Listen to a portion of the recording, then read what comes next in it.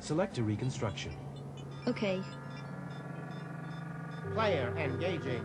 Active screen. Actor engage. Even in death, society is divided. In our city cemeteries, the poor are buried in mass graves, whilst the rich outdo each other with their fancy tombs.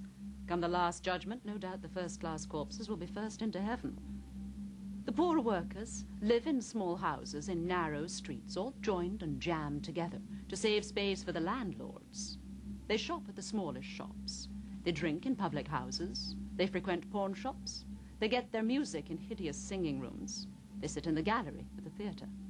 They have no books, no church, no art. What about the rich? Oh, there were rich, all right. The big landowners were still there, but they'd been joined by a new breed, the rich mill owners, who built themselves mansions in the new Gothic style.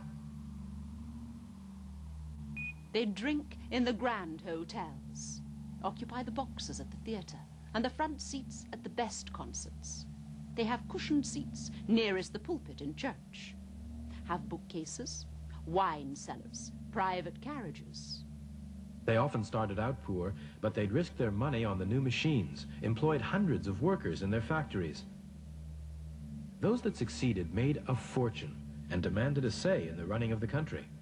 So nothing's really changed? Still rich and poor? Caution. Player rotate left. The big change from 1750. Still a few at the top, but not so many at the bottom. There was a huge growth in the number of people in the middle of society. Who were they? The middle class. Visuals to visor. Another text. It is one of the great beauties of our system that a working man, with a little hard work and good behavior, may improve his way of life and achieve a higher status in society. As industry expanded, more and more people were needed.